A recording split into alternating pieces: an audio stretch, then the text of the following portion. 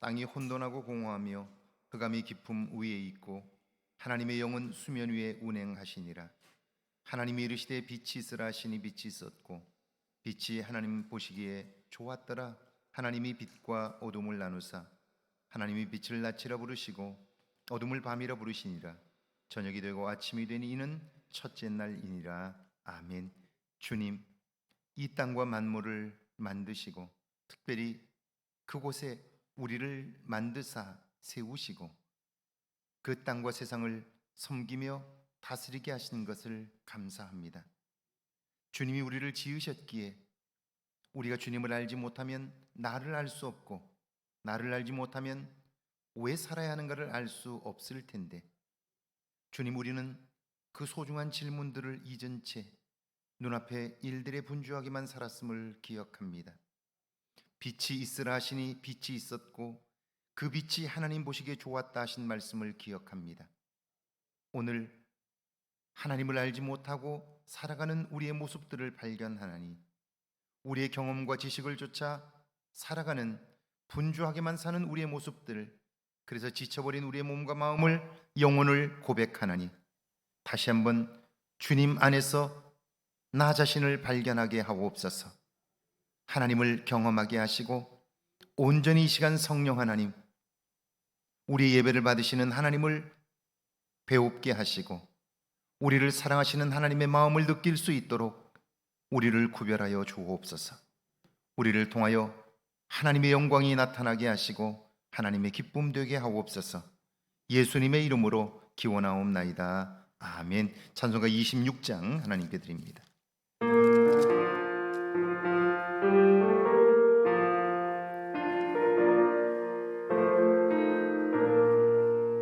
구세주를 하늘이들 찬송하고 찬송하세. 마음과 뜻과 인다여 경배드리세. 주를 알지 못한 이들 주가 친히 인도하사 그의 피로 구속하니 찬송 부르세. 약한 사람도 은받아 시험 중에 참게 되니 모든 죄를 이기림은 믿음뿐이라. 진리 되신 우리 주는 영원토록 변함없네. 성도들아 비를 믿어 길이 섬기세.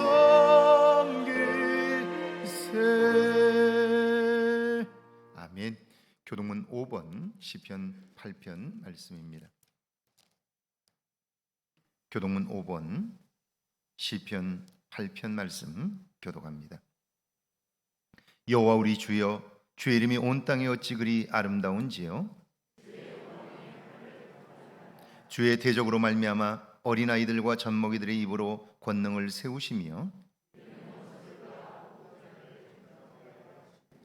주의 손가락으로 만드신 주의 하늘과 사람이 무엇이기에 주께서 그를 생각하시며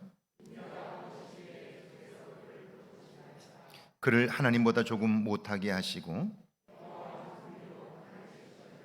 주의 손으로 만드신 것을 다스리게 하시고 만물을 그의 발 아래 두셨으니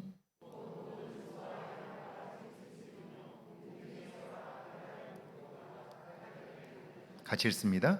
여호와 우리 주여, 주의 이름이 온 땅에 어찌 그리 아름다운지요. 아멘. 사도신경으로 우리의 신앙을 고백합니다. 전능하사 천지를 만드신 하나님 아버지를 내가 믿사오며 그 외아들 우리 주 예수 그리스도를 믿사오니 이는 성령으로 잉태하사 동정녀 마리아에게 나시고 본디오 빌라도에게 고난을 받으사 십자가에 못 박혀 죽으시고 장사한 지 사흘 만에 죽은 자 가운데서 다시 살아나셨으며 하늘에 오르사 전능하신 하나님 우편에 앉아 계시다가 들어서 산 자와 죽은 자를 심판하러 오시리라. 성령을 믿사오며 거룩한 공회와 성도가 서로 교통하는 것과 죄를 사하여 주시는 것과 몸이 다시 사는 것과 영원히 사는 것을 믿사옵나이다. 아멘. 자리에 앉으셔서 찬송가 184장 하나님께 드립니다.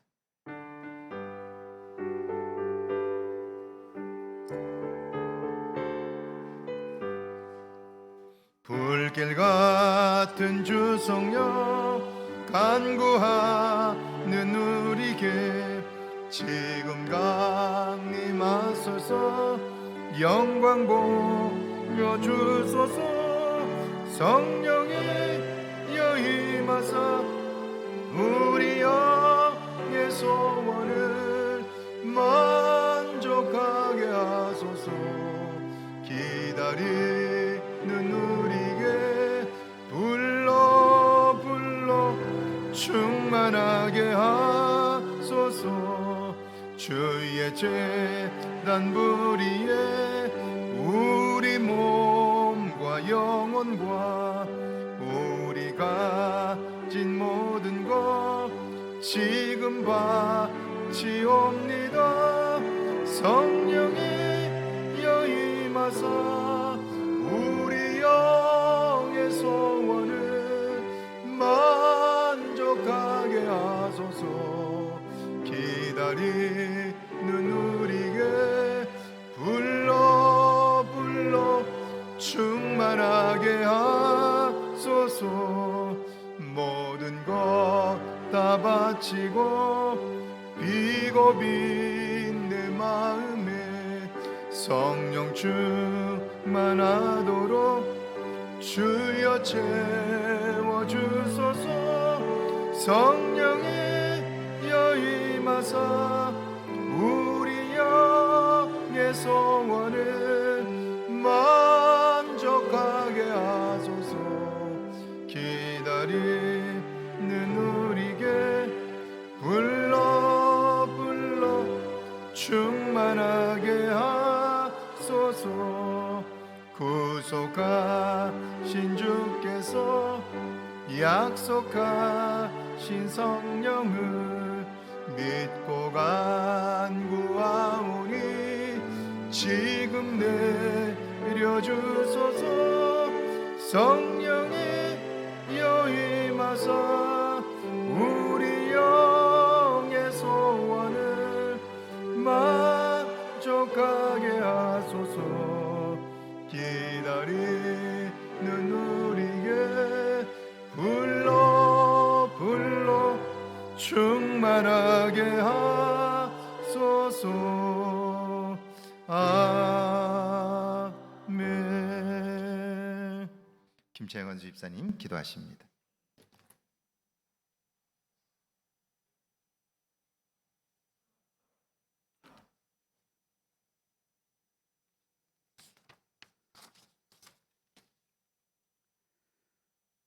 교회의 머리가 되시는 주님, 저희들의 삶을 복되게 하여 주셔서 주님의 전에 나올 수 있도록 인도하여 주신 은혜를 감사드립니다.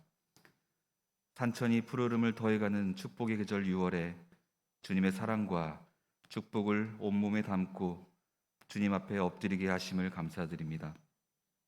봄에 심은 씨앗들이 어느덧 제 모습을 갖추며 성장을 더해가는데 저희의 신앙도 성장을 거듭할 수 있는 모습이 되게 하여 주옵소서. 한 주간의 삶도 주의 은혜로 살아갈 수 있도록 도와주신 은혜를 감사드립니다. 하나님의 보호하심 속에 살아가면서 지은 죄악된 모습을 주 앞에 내려놓았사오니 용서하여 주옵소서. 우리의 죄와 허물 가운데서도 저희를 포기하지 아니하시고 오래 참으심으로 구원하셔서 오늘도 주 앞에 나왔사오니 주님만을 바라보는 복된 시간이 되게 하옵소서. 오늘 예배를 승리케 하셔서 충만한 은혜를 받게 하시고 우리의 삶 속에서 잘못된 것들은 버리게 하시고 끊을 것은 끊을 수 있는 결단이 있게 하옵소서. 자신의 연약함과 나약함을 합리화시키지 않게 하시고 세상의 기준을 벗고 예수 그리스도를 표대로 닮아가는 믿음을 주옵소서. 날마다 하나님의 말씀에 순종하게 하시고 하나님을 시험하지 않도록 축복하시고 세월을 아껴 하나님의 기뻐하시고 온전하신 뜻이 무엇인지 깨달아 실천할 수 있는 살아있는 믿음을 주옵소서. 오늘부터 시작되는 오후 예배를 통해 저희 교회가 부흥케 하옵시며 말씀을 충만케 하시고 기도로 하늘 문을 열며 헌신으로 주님께 영광 돌리는 은혜로운 예배의 시간들이 될 수 있게 하옵소서. 교회에 속한 여러 기관들을 기억하시고 어렵고 힘든 때일수록 주님을 더욱 의지하는 마음이 넘쳐나게 하여 주시고 맡겨진 사명도 잘 감당할 수 있도록 도와주시옵소서. 오늘도 주님의 말씀을 증거하시는 목사님을 기억하시고 성령의 능력으로 붙드셔서 말씀을 듣는 모든 심령이 말씀으로 부욕케 하시고 새롭게 하시는 주님의 은혜를 체험케 하여 주옵소서. 예배를 위하여 수종드는 손길들이 있습니다. 주님의 은혜로 늘 채워주셔서 기쁨으로 섬길 수 있게 하여 주시옵소서. 예배의 시종을 주님께 의탁하오며 거룩하신 예수 그리스도의 이름으로 기도합니다. 아멘.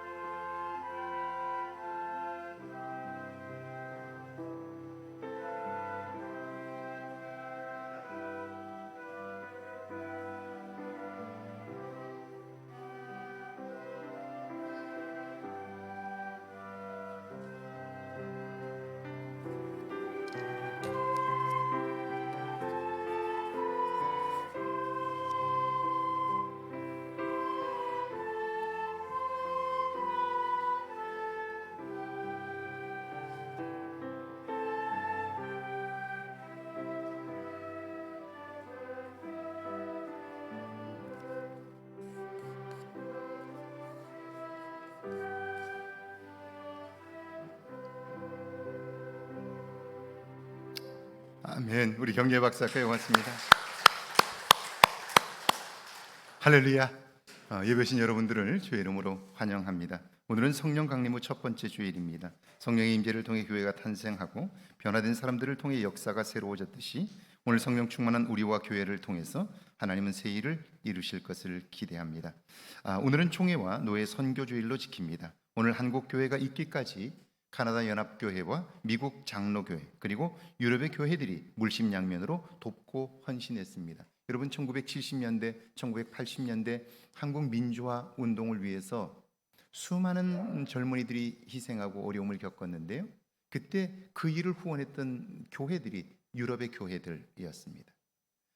교인들이 헌금하고 그들의 헌금이 이 땅에 전해져서 민주화 운동에 굉장히 중요한 역할들을 감당하게 되었어요. 그걸 아는 사람들이 별로 없어요. 특별히 우리 교단은 유럽의 그 교인들의 헌금을 통해서 민주화 운동에 일조를 하게 되었어요. 그들의 헌신이 있었기 때문에 오늘 우리 사회가 이만큼 될 수 있었다고요. 근데 그걸 기억하는 사람들이 많지 않아요. 그래서 선교를 행하는 일은 굉장히 중요하고요.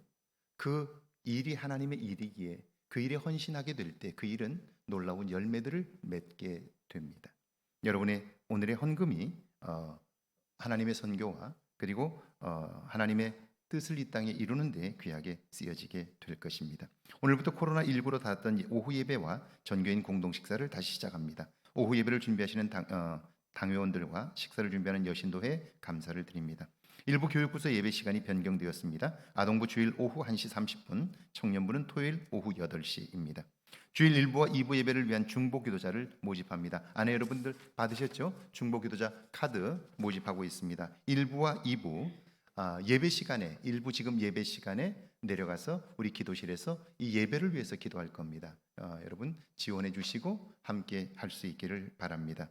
1부 기도팀장은 차재원 권사님, 2부는 윤순자 권사님입니다. 사무실에 적어서 나가면서 교육자들에게 내주셔도 좋고요. 또 문의가 있으면 기도팀장들에게 연락해 주시기를 바랍니다. 창립 74주년 기념주일이 7월 3일입니다. 7월 첫째 주일이죠. 그래서 창립주일 오후 예배는 우리가 다시 재개하고 예배를 드리게 되는데요. 오후 예배는 교회 학교와 신도예별 찬양 경연 대회를 가지려고 합니다. 지난번 우리 코로나 있기 전에 우리 찬양 경연 대회를 신도예별로 한번 했었는데 전에 한번 발표회를 한번 가졌더니 신도예별로 그때 누군가 제게 이런 얘기를 했어요. 그때 우리 그 상금도 주고 했는데 왜 이번에는 안 주냐고 그래요. 그래서 그때는 경연대회가 아니었고요. 이번에는 경연대회입니다. 신도회별로 여러분 준비하셔서 함께 교제도 하시고 준비하셔서 발표해 주시면 경연대회이기 때문에 당연히 상금도 있습니다. 여러분 신도 회장님들 기억하시고 미리미리 준비하시고 사무실에 준비 신청 사항을 알려주시기를 바랍니다. 정기재직회가 주일 오후에 오늘 오후 예배 후에 본당에서 모입니다. 안수집사의 모임 정기재직회 후에 있습니다. 주일 1부 예배와 2부 예배 후에 여신도의 원래회 있습니다. 2부 예배 후에 남신도의 원래회 있습니다. 신앙등 지역 아동센터 신규 아동 모집을 하고 있습니다. 6월 1일부터 30일까지 대상은 방과 후 돌봄이 필요한 초등학생들입니다. 기억하시고 보내주시고 기도해 주시기를 바랍니다. 저는 월요일 목회뱅크 목회자 강의 있고요. 금요일에는 WCC 총회 준비를 위한 기후 포럼에 참석을 합니다. 여러분 위에서 기도해 주시기를 바랍니다. 익산 장로회 남신도 익산연합의 연합 1일 교육대회가 토요일 오후 오전 9시 배산체육공원에서 출발합니다. 김윤선 장로님에게 문의해 주시기 바라고 남신도의 익산연합회 실행위원회 있는 거 봐주십시오. 동광교회 담임 목사 취임식이 있고요. 이번 주간 생일 맞으신 분들입니다. 이기쁨 집사님, 김지은 성도님, 김수진 성도, 김종세 권사입니다. 축하의 박사까지 고맙습니다. 네. 찬송가 290장 부르면서 준비하신 예물 봉헌합니다.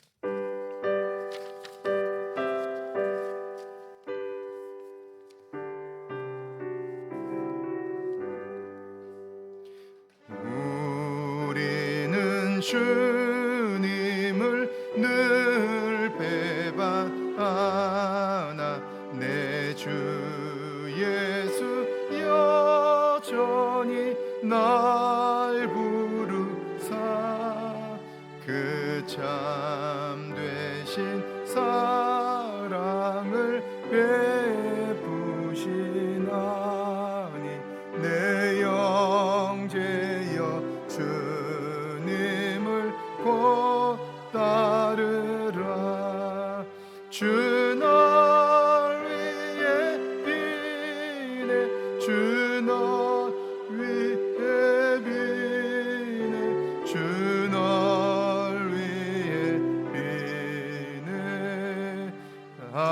항상 비시네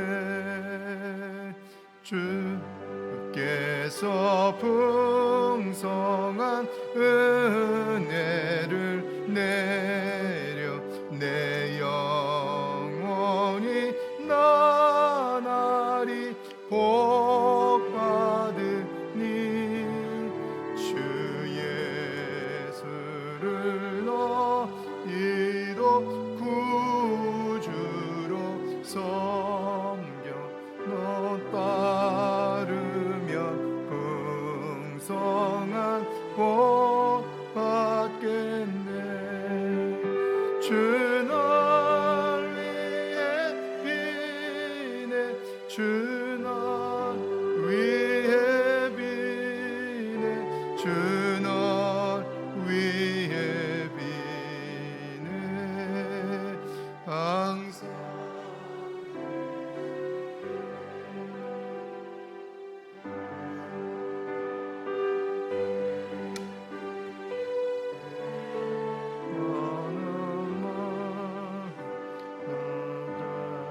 수게 돌아와 고쉬어라 내 주 예수 너희를 돌보실 때에 참 복락과 안위가 넘치겠네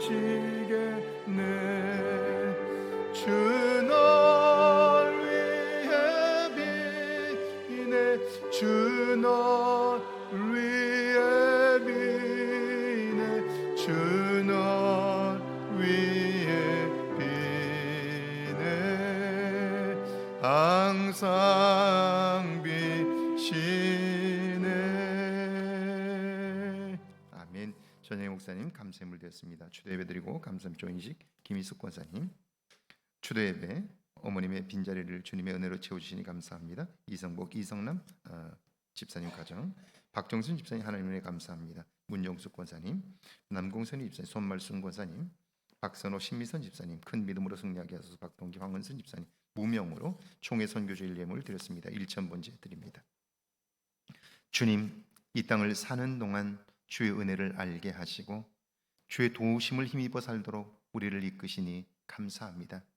평생을 사는 동안 우리 자신의 존재에 관심하게 하시고 우리의 남은 삶을 헤아려 알게 하옵소서. 그리하여 하나님 남은 삶을 아름답게 살게 하시되 시간이 지날수록 하나님 내 존재가 귀한 것을 알게 하시고 하나님으로부터 주어지는 은혜로 내 안에 채워 세상이 줄 수 없는 기쁨을 맛보는 저희들 되게 하옵소서. 말씀을 따라 살게 하셔서 잘못된 신념이나 잘못된 확신들에 끌려 시간을 낭비하지 않도록 도와주시고 복되고 아름다운 삶을 가꾸어 가도록 우리를 인도해 주옵소서. 말씀을 기억하여 드리는 예물들을 주님 기뻐 받아 주옵소서. 10의 1조와 주정 예물과 주일 예물을 드리나니 주님을 기억한 그 마음이 복되게 하셔서 평생을 사는 동안 아름다운 질문들이 그 속에 있게 하시고 하나님 그 질문에 대한 대답을 얻는 복된 삶이 이어지게 하옵소서. 하나님을 의지함으로 하늘의 신령한 것과 땅이 기름진 것을 경험하게 하시고 우리의 복이 자손 대대로 이어지도록 축복하여 주옵소서. 여러 모양으로 감사하는 손길들을 기억하시고 이 감사의 마음들이 하나님께 드려져 감사함으로 인하여 눈이 밝아지며 내가 받은 은혜들을 날마다 발견하게 하옵소서. 주님의 도우심을 보며 기뻐하게 하셔서 세상에서 얻을 수 없는 즐거움이 우리 속에 가득하게 하옵소서. 주님, 그 옛날 우리를 알지 못했던 믿음의 사람들을 통하여 이 땅에 교회가 세워지고 병원이 세워지고 학교가 세워지고 수없이 많은 하나님 생명들을 통하여 이 땅에 하나님 새로운 문물을 공급하여 주셨던 은혜를 기억합니다. 이제 우리의 작은 정성이 하나님 전쟁 중에 있는 우크라이나와 또한 하나님 어렵고 힘겨운 저 아프리카와 동남아시아와 하나님 가난한 이웃들에게 전해질 수 있도록 도와주시고 우리의 관심을 통하여 하나님의 역사가 이 땅에 세워지도록 주여 우리를 사용해 주옵소서. 이 일을 위하여 선교주의를 지키게 하시니 감사합니다. 교회가 세워지고 복음이 전해지는 곳에 아름답게 쓰여지게 하옵소서. 마음의 소원을 담고 드리는 일천번지 예물을 받으시고 주님 마음에 소원하는 일들이 속히 응답되게 하옵소서. 특별히 사랑하는 자녀들을 향한 기도를 받아주시고 저들이 믿음 안에 든든히 세워지며 자신들의 생명이 가장 소중함을 알게 하셔서 하나님 소중한 생명 아름답게 살아가도록 우리의 자손들을 축복해 주옵소서. 세상의 가치에 빼앗기지 않게 하시고 세상의 하나님 물질 문명에 하나님 아버지 잠식되지 않도록 저들을 붙들어 주옵소서. 예수님의 이름으로 축복하며 기도하옵나이다. 아멘.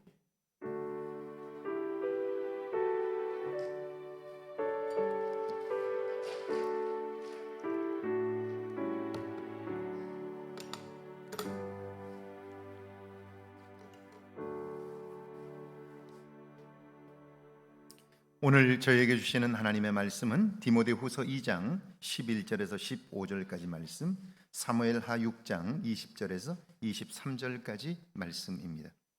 먼저 우리 신약성경 디모데후서 2장 11절에서 15절까지 말씀 한 목소리로 함께 봉독합니다. 디모데후서 2장 11절에서 15절까지 말씀입니다. 함께 봉독합니다. 미쁘다 이 말이요 우리가 주와 함께 죽었으면 또 함께 살 것이요 참으면 또한 함께 왕노릇할 것이요 우리가 주를 부인하면 주도 우리를 부인하실 것이라. 우리는 미쁨이 없을지라도 주는 항상 미쁘시니 자기를 부인하실 수 없으시리라. 너는 그들로 이 일을 기억하게 하여 말다툼을 하지 말라고 하나님 앞에서 엄히 명하라. 이는 유익이 하나도 없고 도리어 듣는 자들을 망하게 함이라.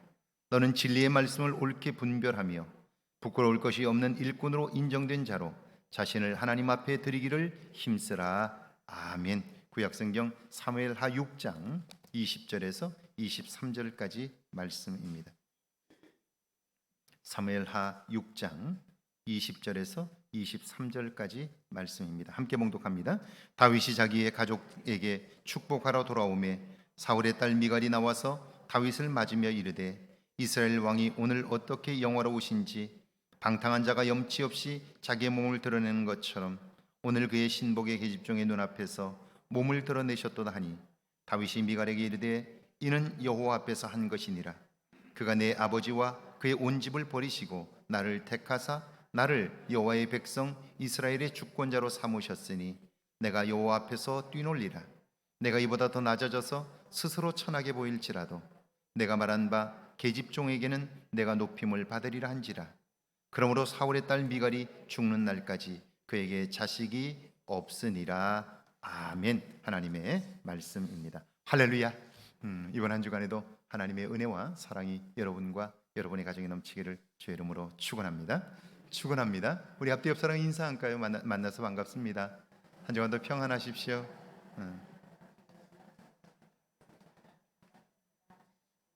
네. 네. 잘 지내셨죠? 네. 저도 나이가 한 살씩 들어가면서 늘 잊지 않고 관심하는 것이 있는데요. 그게 뭐냐면 나이가 들면 누구나 노인이 되죠. 누구나 노인이 돼요. 그런데 나이가 든다고 누구나 어른이 되지는 않아요. 어른이 되려면 끊임없이 노력하지 않으면 안 돼요. 자기를 새롭게 하지 않으면 안 돼요. 그래서 어른이 되기 위하여 우리는 내가 듣고 싶은 소리가 아니라 나에게 필요한 소리를 들을 수 있어야 하는데요. 그런데 여전히 나이가 들어가면서도 내가 듣고 싶은 소리만 들으려고 하는 사람이 있어요. 그 사람은 시간이 100년이 지난다고 해도 나이가 들어 점점 노쇠한 노인은 될 수 있지만 어른이 되기는 어려울 거예요. 그래서 살아가면서 내게 필요한 소리를 들을 수 있는 마음을 준비하는 일, 이것은 얼마나 중요한지 몰라요. 이것은 나이 든 사람만 그런 게 아니고요, 청년들에게도 그래요.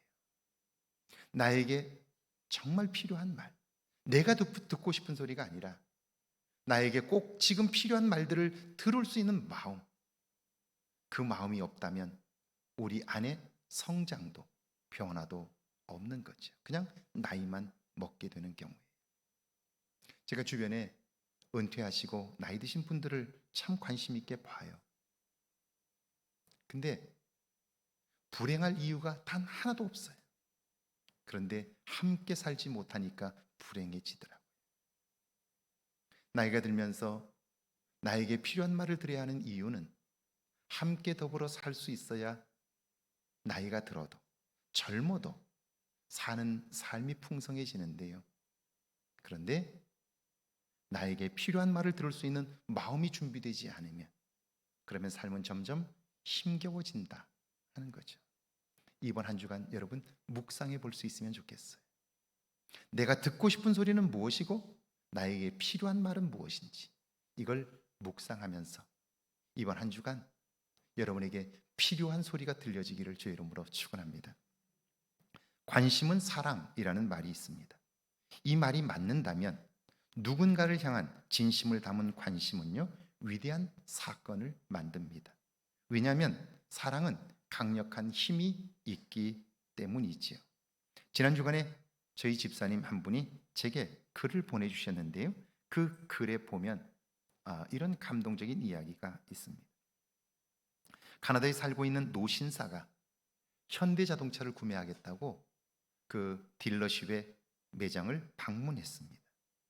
그 세일즈맨이 친절하게 환영을 했는데 그 세일즈맨을 유심히 보던 노신사가 다가와서는 한국 분이냐고 그렇게 물어요. 그렇다고 하자 그분은 오랜 친구를 만난 듯 반가워하면서 자기 이야기를 합니다. 제 큰 형님이 6.25 한국전쟁에 참전했다가 전사했습니다. 그때 형의 나이가 20살이었으니까 난 아주 어렸지요.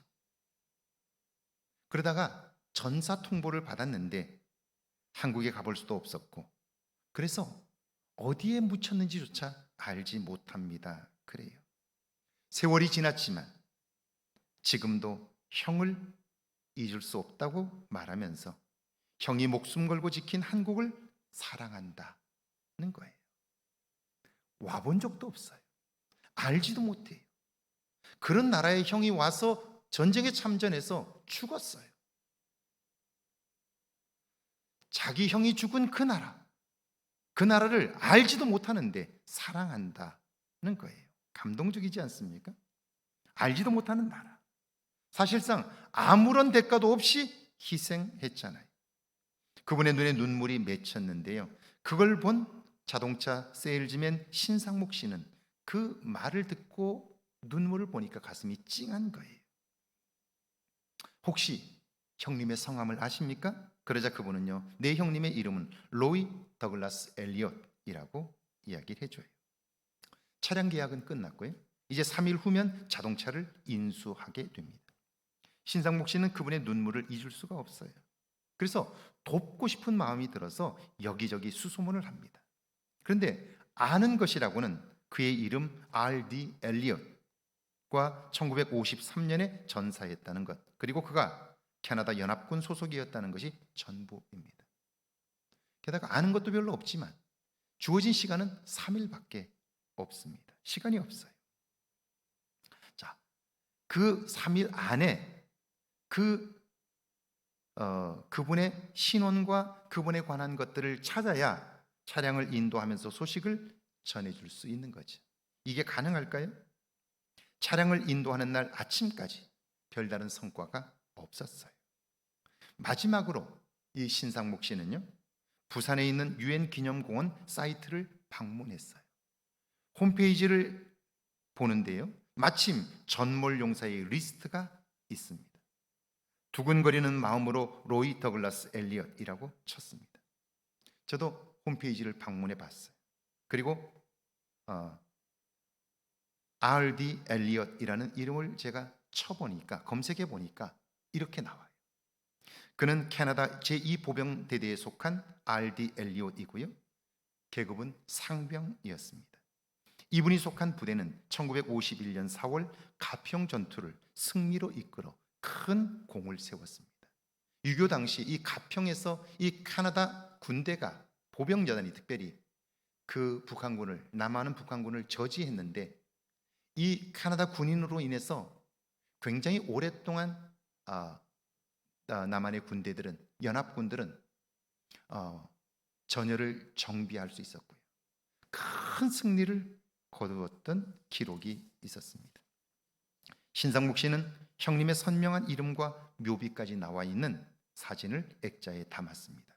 그리고 차량을 인도하러 온 노신사에게 그 사진을 건넸습니다. 그러자 그분은요, 감격하며 눈물을 흘리며 연신 고맙다고 인사를 합니다.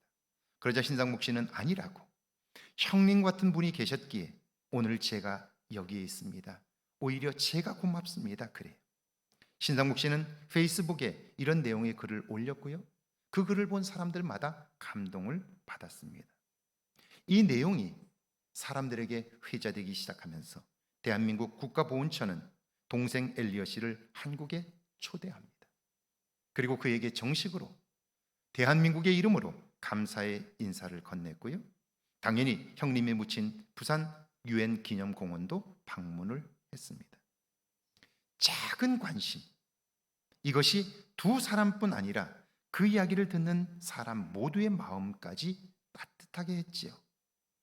누군가의 마음을 얻는 일, 작은 관심으로부터 시작됩니다.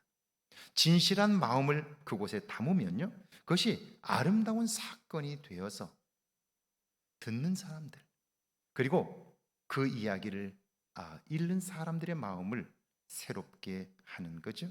오늘 신약의 본문을 한번 보실까요? 디모데후서 2장 11절과 12절입니다. 함께 읽습니다.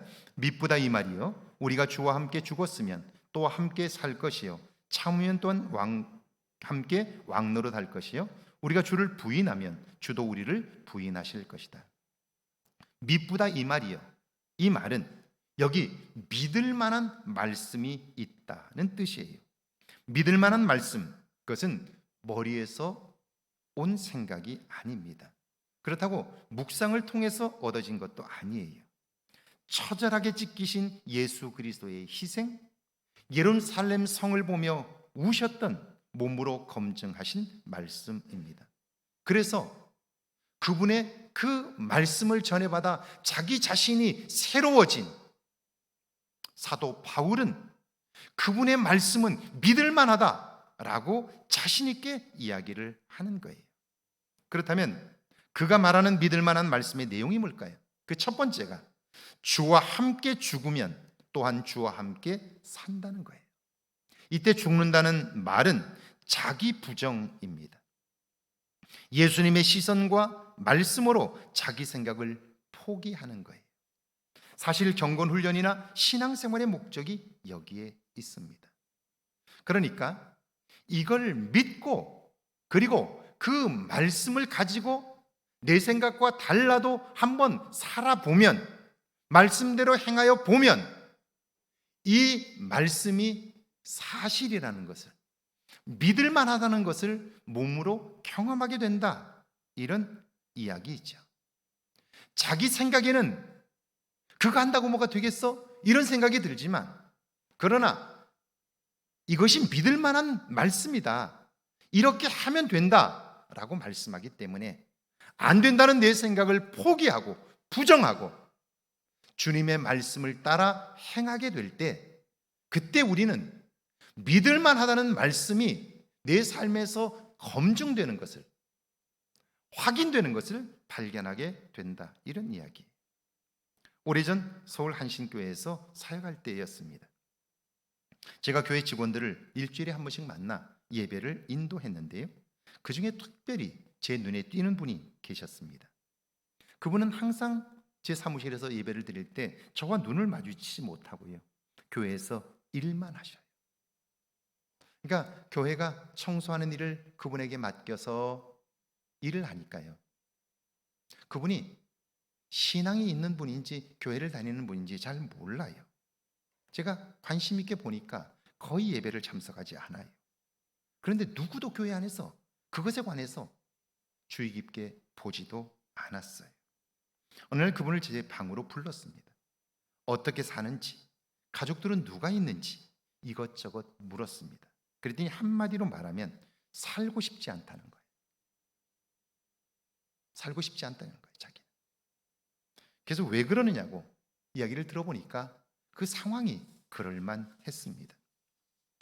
남편은 일정한 직업이 없고요, 막리를 하는데 늘 술에 취해 삽니다.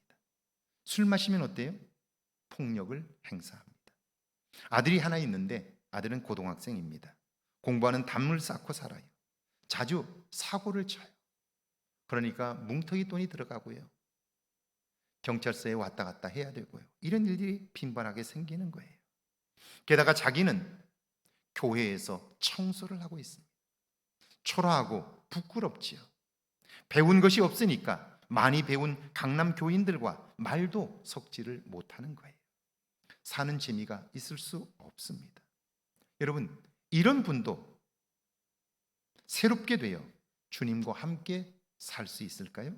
물론입니다. 제가 이분에게 물었어요. 오늘 교회에서 뭘 하셨나요?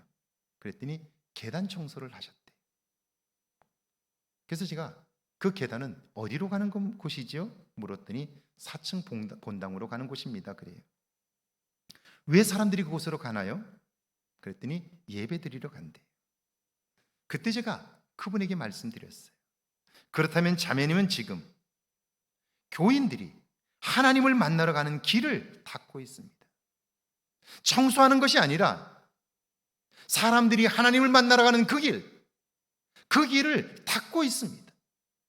인간이 할 수 있는 가장 위대한 일, 가장 거룩한 일이 있다면 그것은 하나님을 만나러 가는 그 길을 닫고 있는 것 아닐까요? 세상에서 그것보다 더 귀한 일이 있을까요? 그리고 제가 그분을 위해 간절하게 기도했습니다. 그랬더니 이분이 달라졌어요. 계단 청소를 하시는데 대충 하셨던 분인데, 그런데요, 그날 이후로 제가 주목해서 보니까 이분이 청소를 하는데 달라지셨어요. 계단 끝에 있는 신줄을 젓가락에 천을 묶어서 광약을 발라서 하나씩 하나씩을 다 닦으셔요. 걸레를 빨아서 청소를 하시는데 정말 심혈을 기울여서 청소를 하세요. 그분이 청소를 하고 나면 광이 날 정도였어요. 수요일엔 일이 끝나도 예배를 드리고 가고요, 그리고 가끔 청소를 하다 보이지 않아서 보면 이분이 4층 본당에 올라가서 울면서 남편을 위해, 아들을 위해 기도하는 것이 보이기 시작했어요. 그리고 그렇게 얼마가 지났는데요, 놀라운 변화가 시작되었어요. 그분의 삶의 변화가 시작되었다는 건 금방 알 수 있었어요. 왜냐하면 그분의 얼굴이 달라졌어요. 완전히 펴졌어요. 그리고 말하는 게 달라졌어요. 제 방에 자주 와서 자기의 변화를 간증하기 시작했어요. 그러면서 어느 날부터인가 그렇게 미웠던, 왼수같이 여겼던 남편이 불쌍하기 시작하다는 거예요. 불쌍하다는 거예요. 그래서 남편을 위해서 울면서 기도한다는 거예요. 하나밖에 없는 아들, 이런 환경 속에서 그렇게 될 수밖에 없었다는 거예요. 그러면서 아들을 생각하면 마음이 미어진다는 거예요. 그러면서 가슴을 치며 그 아들을 위해서 기도하는 거예요. 놀라운 일이 벌어졌어요.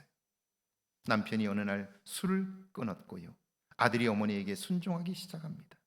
그분이 집사님이 되고 권사님이 되셨어요. 몇 년 전 제가 한신교회에서 추모 예배가 있어서 교회를 갔는데요, 저를 보고 주방에 계시다가 막 달려오세요. 오시더니 제 손을 붙잡고 목사님 저 아시겠냐고 그래요. 그래서 제가 그럼요, 김동혜 권사님을 제가 모르겠어요. 그랬더니 그렇게 반가워하세요. 주와 함께 죽고자 하면 주와 함께 살 수 있어요. 이것이 첫 번째 믿을 만한 말씀이에요. 여러분, 지금까지 이렇게 살지 않았나요? 이것만 있으면 내 삶이 행복할 거라고, 이것만 가지면, 이런 자리만 차지하면, 은퇴하면 시간이 많으니까 내가 이렇게 살 거라고 생각하지 않았나요? 은퇴해 보니까 어떻든가요? 그거 가져보니까 어떻든가요? 삶의 변화가 있으신가요? 우리는 착각하는 거예요. 오늘 내 안에 기쁨이 없다면, 그렇다면 시간이 아무리 지나도 그 기쁨을 경험할 수는 없을 거예요. 내가 죽지 않는 한, 그리스도 예수와 함께 내가 죽지 않는 한 그리스도와 함께 새롭게 사는 역사는 없는 거예요. 주와 함께 죽고자 하면 주와 함께 살 수 있다. 이것이 첫 번째 믿을 만한 말씀이에요. 두 번째는요, 주를 위해 참으면 또한 주와 함께 왕노릇하는 거예요. 이때 참는다는 말은요, 하고 싶은 말과 행동을 포기하는 거예요. 견디는 거예요. 민수기 20장에 보면요, 여호와 하나님과 다투었다는 뜻의 무리바 사건이 나옵니다. 이스라엘 백성들이 신광야 가데스에서 텐트를 쳤습니다. 그런데 그곳에는 물이 없습니다. 그러면 그들이 어떻게 해야 할까요? 당장은 갈증이 심해요. 이대로 간다면 목이 말라 죽을 수도 있다는 두려움이 있어요. 그러나 돌아보세요. 과거에도 이 정도의 어려움들은 계속 있었어요. 항상 있었어요. 그러니까 이전에 도우셨던 하나님을 기억할 수만 있다면 참을 수 있어요. 견딜 수 있어요. 그런데 그들은 아니에요. 당장 물이 없자 그들은요, 분노하며 모세와 아론에게 달려갑니다. 가서는 모세의 멱살을 잡고 우리를 왜 광야로 끌고 와서 다 죽게 하느냐는 거예요. 애굽에 그냥 두지 왜 그 짓을 해서 우리를 이 고통 속에 몰아넣느냐는 거예요. 먹을 것도 없고 마실 것도 없어서 살 수 없으니 우리를 책임지라는 거예요. 모세와 아론이 그들을 겨우 말리고, 그리고 만남의 텐트, 하나님을 만나는 장소이지요, 그곳에 가서 기도합니다. 그때 하나님이 그들에게 임재하셔요. 그리고 말씀하십니다. 너는 회중을 모으고 지팡이를 가지고 반석에게 명령하여 물을 내게 하라. 그 물을 회중과 짐승들이 먹게 하라. 그래요. 지금까지 그렇게 하신 것처럼 하나님은 또 한 번 그들에게 물을 주십니다. 그런데 모세의 입장에서 한번 생각해 보세요. 그들은 그 많은 기적과 하나님의 능력을 경험했지만 조금도 달라지지 않았어요. 왜 그렇죠? 자기 생각대로 사는 거예요. 하나님의 수없이 많은 은혜와 능력과 사건들을 경험했지만 여전히 자기 생각을 포기하지 않는 거예요. 지금까지 살아왔던 삶을 그대로 답습하고 있는 거예요. 그러니까 모세로서는 화가 날 만하지요. 그래서 백성들을 모아놓고 지팡이로 반석을 2번 내리쳐 물을 냈어요. 하나님은 반석을 향해 명령하라 말씀하셨지만 모세는 지팡이를 2번 내리쳤어요. 그 백성들을 보며 화가 나서 그런 거예요. 그런데 그런 그를 향해 하나님이 진노하십니다. 그리고 이렇게 말씀하세요. 너는 나를 믿지 않고 내 백성의 목전에서 나의 거룩함을 나타내지 않았으니 가나안 땅에 들어가지 못한다 하는 거예요. 이 말이 무슨 말일까요? 저들이 너에게 그랬다 할지라도 너는 나의 거룩함을 드러내야 했다는 거예요. 참고 견뎌야 했다는 말이죠. 그래야 내가 너를 높일 텐데, 왕좌에 앉힐 텐데 안타까워 하시는 거예요. 우리는 누구 때문에 이런다고 생각해요? 아내 때문에 내 성질이 다 나빠졌다고, 남편 때문에 내 인생이 망가졌다고 그렇게 생각해요. 아니에요. 그러면 그 남편 바꾸면 내 인생이 달라질까요? 그 아내 바꾸면 내 삶이 달라질까요? 그렇지 않아요. 제가 서너 번 결혼했던 분을 만난 적이 있어요. 저를 만나서 결혼 생활에 관한 이야기를 하는데요, 3번, 4번 결혼했는데요, 헤어진 그 사람들에 관한 이야기를 하는데 좋았던 얘기는 한 번도 하지 않아요. 모두 다 나쁜 이야기만 해요. 이건 내가 사람을 볼 때 사람은 누구나 다 좋은 면과 부족한 부분들이 있어요.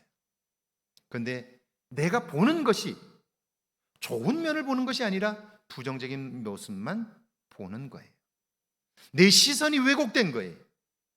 내 시각이 오염된 거예요. 그런데 그걸 모르면 어때요? 모든 걸 다 그렇게 보며 사는 거예요. 그러니까 누구와도 맞추어 살 수가 없는 거죠. 삶이 힘든 거예요. 여러분, 누가 화를 자주 내나요? 누가 짜증을 자주 내나요? 그 속에 불만이 있는 사람이에요. 그 불만은 왜 생기는 걸까요? 내가 보는 세상이 못마땅한 거예요. 그러니까 못 견디는 거예요. 그러면 그 사람을 이런 상태에서 상대방을 고친다고 내가 달라질까요? 그렇지 않아요. 중요한 것은 내가 달라지면 세상은 달라져요. 할렐루야.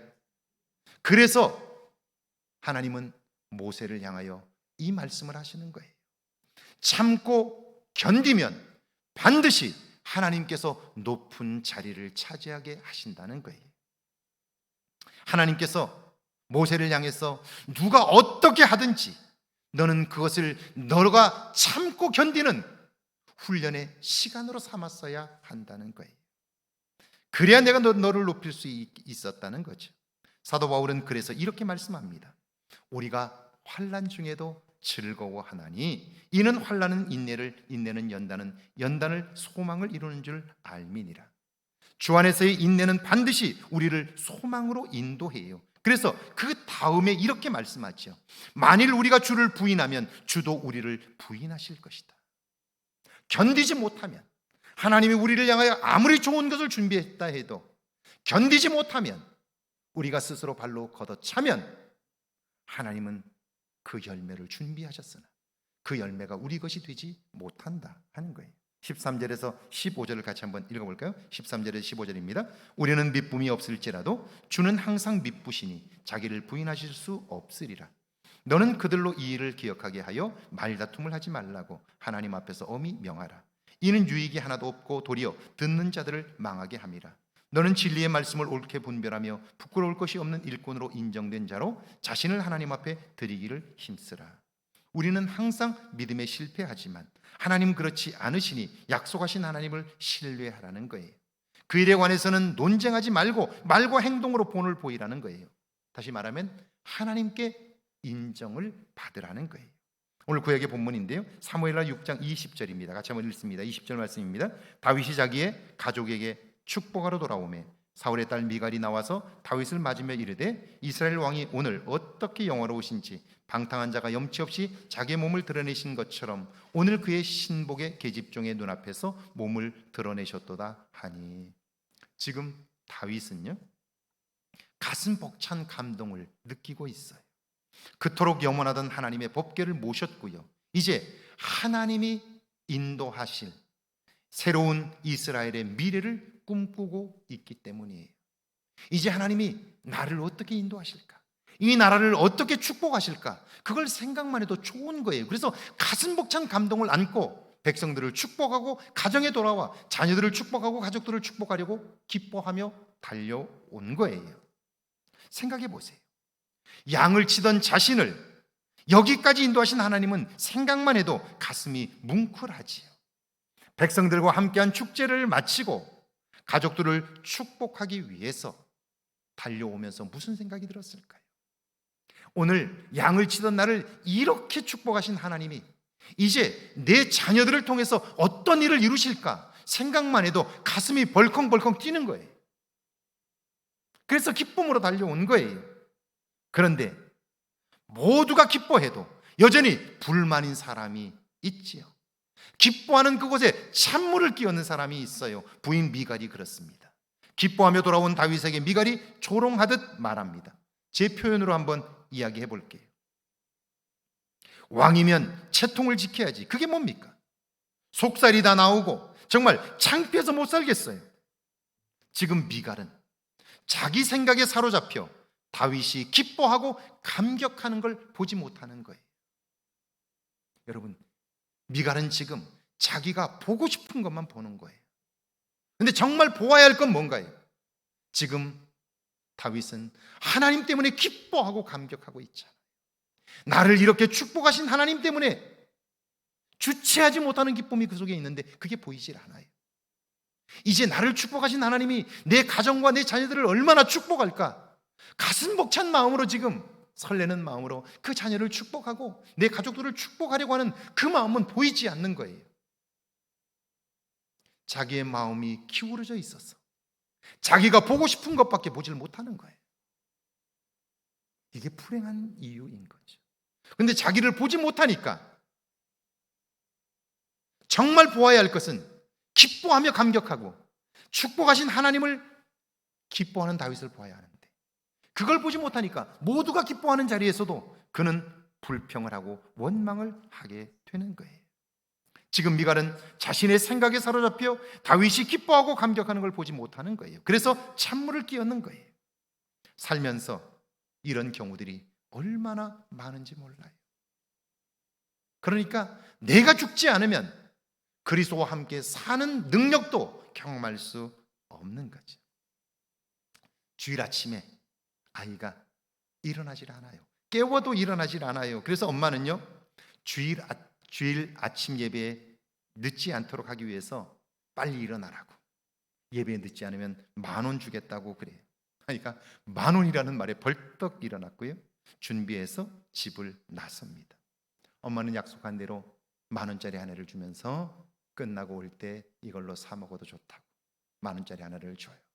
그리고 10,000원짜리 하나를 더 줘요. 그것은 오늘 선교 주일이니까 선교 헌금하라고 10,000원짜리 하나를 더 줬어요. 아이가 신이 나서 끝나고 사 먹을 생각에 10,000원짜리 2장을 쥐고 막 뛰어오다가 넘어졌어요.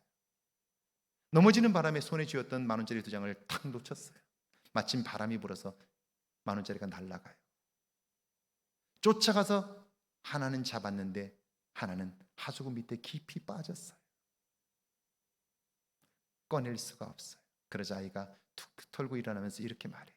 하나님 돈 저기 빠졌어요.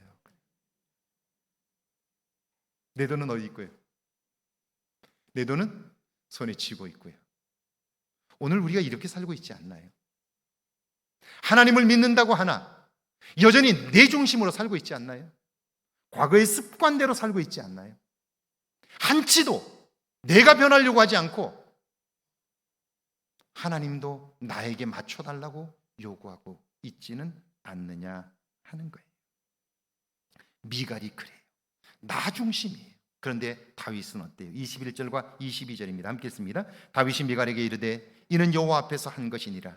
그가 내 아버지와 그의 온 집을 버리시고 나를 택하사 나를 여호와의 백성 이스라엘의 주권자로 삼으셨으니 내가 여호와 앞에서 뛰놀리라. 내가 이보다 더 낮아져서 스스로 천하게 보일지라도 내가 말한 바 계집종에게는 내가 높임을 받으리라 한지라.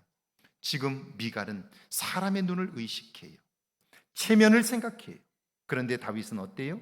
이는 여호와 앞에서 한 것이니라. 내가 여호와 앞에서 뛰놀리라. 할렐루야. 철저히 하나님 중심입니다.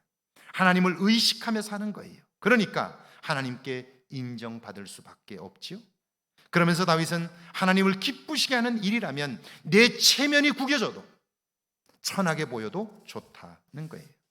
그렇다면 사람들에게 잘 보이려고 권위를 세우며 인정받으려고 한 미갈의 삶은 어땠을까요? 23절입니다. 같이 읽습니다. 그러므로 사울의 딸 미갈이 죽는 날까지 그에게 자식이 없으니라.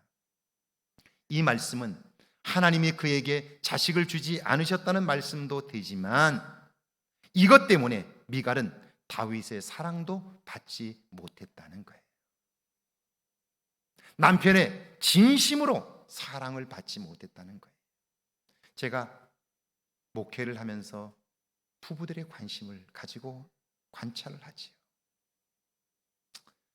대부분의 사람들이 아내 불만을 이야기해요. 아내들은 남편의 불만을 이야기해요. 그런데 그 얘기를 듣는 동안 물론 그 남편이 그럴 수 있고 아내가 그럴 수 있어요. 왜? 누구나 다 부족하니까요. 그런데 제가 그 이야기를 들으면서 제 속에서 막 올라오는 질문이 하나 있어요. 이런 질문이에요. 그렇게 말하는 당신은 당신의 아내에게 매력적이냐는 거예요. 그렇게 말하는 당신의 남편에게 매력적이냐 이 말이에요. 남편이 어떻다 아내가 어떻다 그러는데 그러면 그렇게 말하는 나는 남편에게 매력적이냔 말이에요. 남편이 나를 볼 때 신선하게 느낄 만한 무엇이 있을까요? 귀하게 여길 만한 무엇이 있을까요? 이 생각을 해봐야죠. 그런데 나의 말은 하지 않아요. 상대방의 향한 불만과 불평만 이야기해요. 우리가 이걸 꼭 기억해 보아야 하는 거죠. 미갈의 이런 모습, 자기중심적인 모습, 다른 사람의 시선만 생각하는, 체면만 생각하는 이런 모습이 다윗으로 하여금 그를 진심으로 사랑할 수 없게 만들고 있는데, 끊임없이 미갈은 남편을 향해서만 문제라고 이야기하는 거예요. 여러분은 어떠신가요? 자신을 부정하십시오. 예수님의 시선과 말씀으로 자신의 생각을 포기하십시오. 주님의 능력 안에서 살게 될 것입니다. 주를 위해 참으십시오. 주와 함께 왕노릇하게 될 것입니다. 주님께 인정받는 삶을 살아 은혜의 차원을 경험하는 저와 여러분 되기를 주의 이름으로 축원합니다. 찬양하고 기도합니다.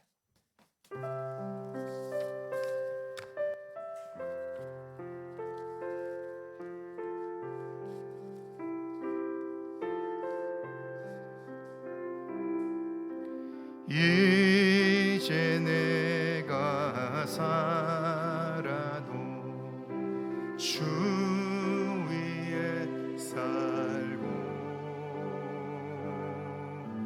이제 내가 죽어도 주 위에 죽네. 하늘 영광 보여주며 날 오라 하네. 할렐루야 찬송하며 주께 갑니다.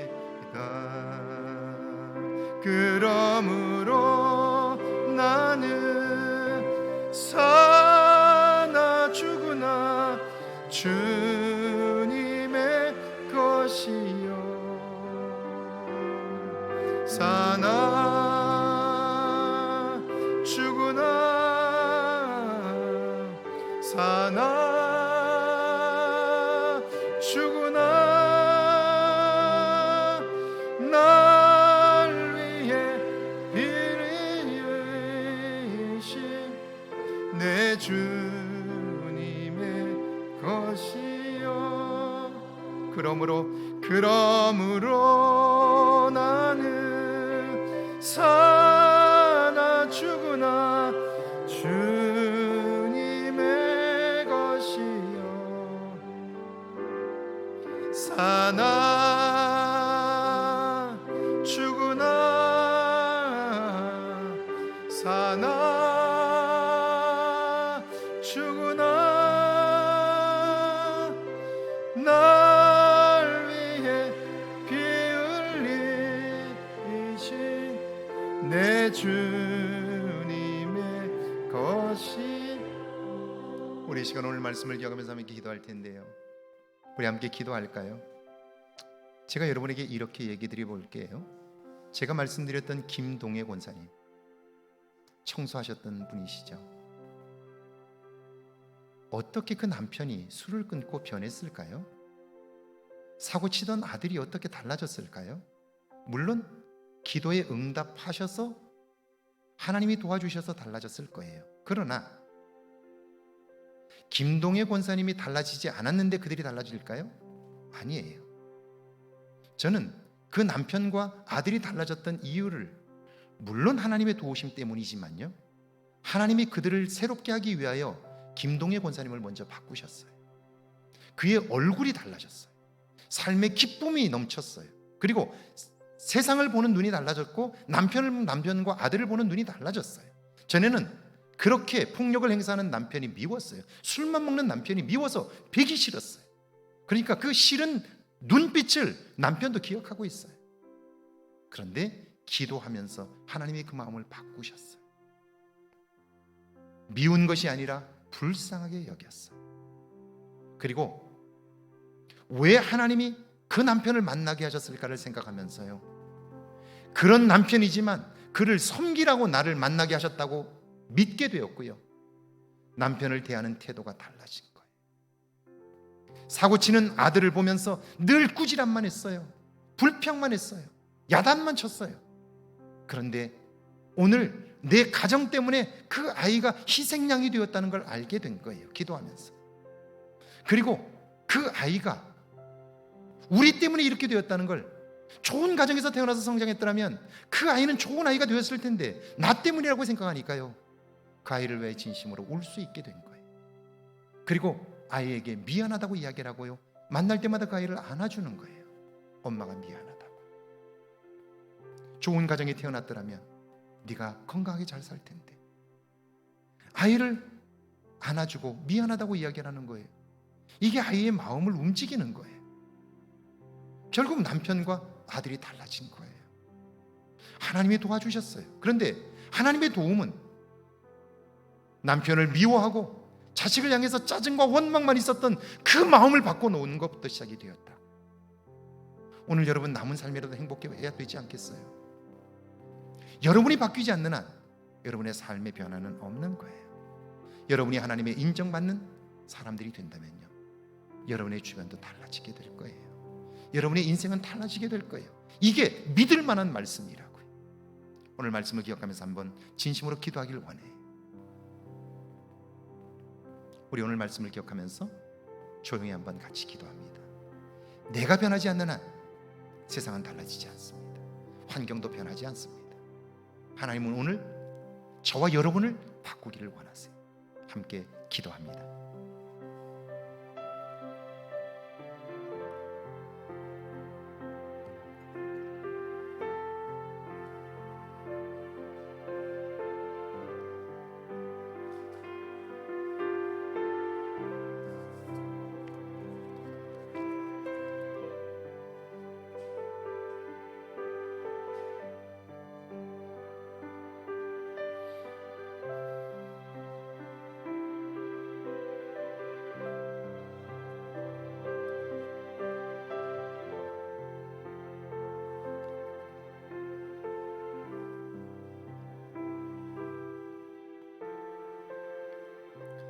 주님, 오늘도 귀한 말씀을 듣게 하시니 감사합니다.